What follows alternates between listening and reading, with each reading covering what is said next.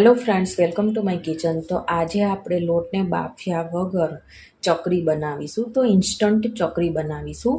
તો તેના માટે સૌથી પહેલાં આપણે અહીંયા જુઓ 2 કપ જેટલો હું અહીંયા ચોખાનો લોટ લઈ રહી છું. આ બીજો કપ,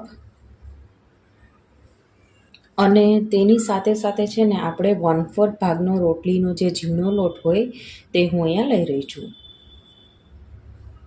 હવે આપણે તલ એડ કરીએ. તો અહીંયા હું છે ને 1/2 ચમચી જેટલા તલ એડ કરી રહી છું મિત્રો.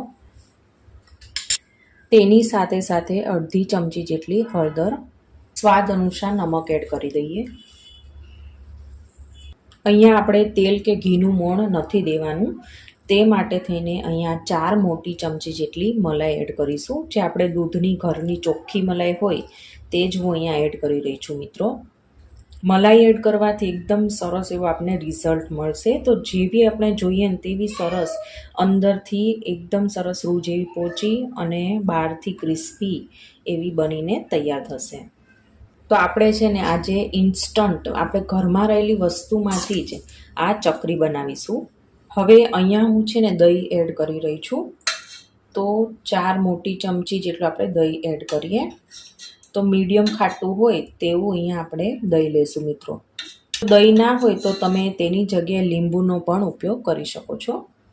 હવે અહીંયા મેં મીડિયમ તીખા હોય તેવા 2 લીલા મરચાંને મેં જો અધકચરા રીતના વાટી લીધા છે, તે આપણે એડ કરીએ.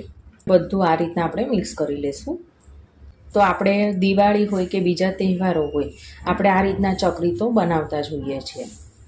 તો મેં તમને જે રીતના માપ બતાવ્યું તો એ પ્રમાણે તમારે કોઈ પણ એક વાટકી સેટ કરી લેવાની અને આ રીતના માપથી બનાવશો એટલે એકદમ સરસ જ બનશે. જો આટલું સરસ મિક્સ થઈ જાય ને તો હવે આપણે નોર્મલ પાણીથી લોટ બાંધીશું. તો આપણે ના બહુ કઠણ ના બહુ ઢીલો એવો આપણે લોટ બાંધવાનો છે.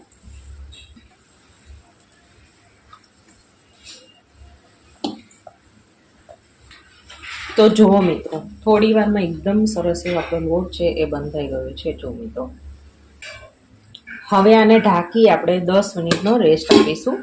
તો મિત્રો અહીંયા 10 મિનિટ જેવું થઈ ગયું છે અને હવે આપણે ખોલીએ છીએ મિત્રો. તો લોટમાં એકદમ સરસ એવું બાઇન્ડિંગ આવી ગયું છે, સરસ એવી કૂણ આવી ગઈ છે. જો મિત્રો, તો ફ્રેન્ડ્સ હવે આપણે શું કરીશું, તો જો આ રીતના આપણે સેવ પાડવાનો સંચો હોય ને તે લઈ લેવાનો છે અને આ રીતના જો ચકરી પાડવાની જે જાળી હોય તેને આપણે આ રીતના લગાડી દેવાની છે. અને હવે અહીંયા છે ને આપણે બધી સાઈડ તેલથી તેને ગ્રીસ કરી લેશું. જો આ રીતના આપણે આંગળીની મદદથી જ બધી સાઈડ છે એ તેલવાળી આંગળી કરી અને બધી સાઈડ આ રીતના ગ્રીસ કરી લેવાનું છે. જો મિત્રો, અને સંચાનો જે ઉપરનો ભાગ છે તેને જો આ ઢાંકણું હોય ને ઉપરનું તેને આ રીતના કરી સૌથી પહેલાં તો જો આ રીતના નીચે કરી લેવાનું છે મિત્રો. જો આવી ગયું, ઠેક નીચે સુધી આવી ગયું ને. જો ના લોટ લઈ અને આપણે આમાં સીધો જ આપણે મૂકીશું. તો જેટલો સમય એટલો આપણે આમાં નાખી દઈએ. જો મિત્રો, આ કંઈક આ રીતના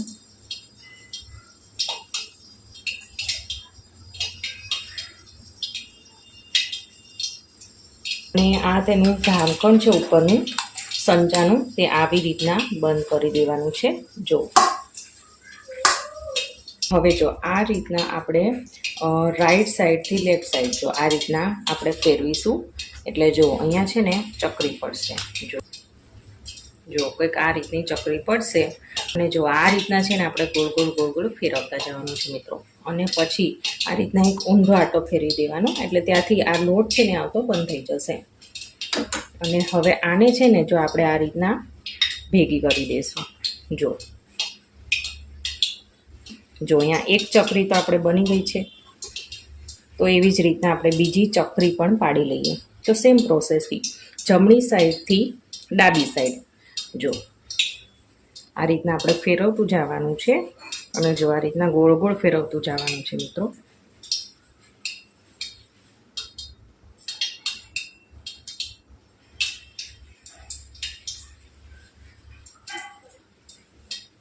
મેક્સિમમ આ રીતના 3 લેયર બને ત્યાં સુધી આપણે ફેરવીશું. જો જોયું તમે કઈ રીતના મેં પાડી, જોયું ને. તો બસ આવી જ રીતના બીજી બધી ચકરીઓ છે ને આપણે પાડી લેવાની છે. અને સાઈડમાં મેં તેલ પણ સરસ ગરમ કરવા માટે મૂકી દીધેલું છે. તો ફ્રેન્ડ્સ, હવે જો આપણે ચકરીને ડાયરેક્ટ આપણે હાથમાં લઈને તેલમાં નાખવા જઈશું ને તો ક્યારેક તૂટી જવાની સંભાવના પણ રહેતી હોય છે. પરંતુ આપણે શું કરીશું, જો આ રીતના આપણે તાવીથામાં લઈને જો આ રીતના આવી ગઈ અને હવે સીધું આપણે જે તેલ અહીંયા ગરમ થઈ ગયું છે મિત્રો, જો તમે અહીં જોઈ શકો છો. થોડો કેમેરો આગળ તમને લઈને દેખાડું કે તેલ તો મેં પહેલેથી ગરમ કરવા માટે મૂક્યું હતું. તેલ છે સરસ ગરમ થઈ ગયું છે અને હવે આપણે ડાયરેક્ટ જો આ રીતના કરી અને ચકરીને અંદર મૂકીશું. તો આ રીતના આપણે લેતા જવાનું અને ચકરીને આ રીતના અંદર છે એ મૂકતા જવાનું. તો આ એક ટ્રીક છે કે જેનાથી તમે ચકરી આ રીતના મૂકશો એટલે તૂટશે પણ નહીં, એકદમ સરસ ગોળ એવી રહેશે. હવે આપણે મીડિયમ તાપે આને થવા દેવાની છે. આને આપણે છે ને પલટાવાની બિલકુલ ઉતાવળ નથી કરવાની. થોડી વાર 1 જ મિનિટ જેવું તેને આપણે રાખીશું મિત્રો. તો આનો છે ને સાવ ગોલ્ડન બ્રાઉન કલર આવી જાય તેવી આપણે આને તળવાની છે. તો થોડી વાર પછી જો અહીંયા બબલ છે ને ઓછા થઈ ગયા છે, તો હવે આપણે એકદમ ધીમા હાથે તેને પલટાવીશું. જો મિત્રો આ રીતના જો હવે આપણે ફરી એકવાર પલટાવીશું અને અહીંયા જો થોડો કલર છે ને ચેન્જ થવા લાગ્યો છે. હજી થોડો આપણને ગોલ્ડન કલર જોઈએ છે.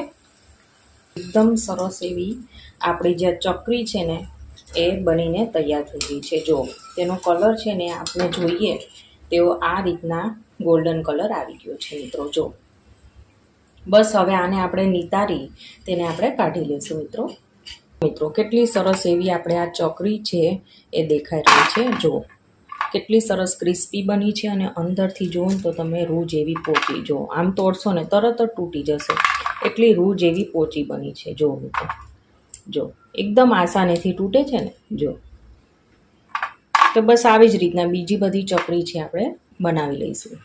એ તૈયાર થઈ ગઈ છે મિત્રો. આમ જુઓ ગોળ ગોળ આપણે દિવાળીમાં જે ચકડી કરતા હોઈએ છીએ, જે ફટાકડા ફૂટતા હોય છે ચકડીના, એવી સરસ ગોળ ગોળ બની ગઈ છે. જુઓ મિત્રો, આને તમે 15 દિવસ સુધી ખાઈ શકો છો. તો કોઈ પણ એરટાઈટ આપણે ડબ્બો હોય તેમાં ભરીને તમે 15 દિવસ સુધી આ સારી રહેશે, તેને બિલકુલ કંઈ નહીં થાય મિત્રો. મારી આ ચકરીનો તમને વિડીયો ગમ્યો તો મારી ચેનલને સબસ્ક્રાઈબ, લાઈક અને શેર કરવાનું ના ભૂલતા. તો આપણે ફરીવાર મળીશું એક નવા જ વિડીયો સાથે. Thank you for watching.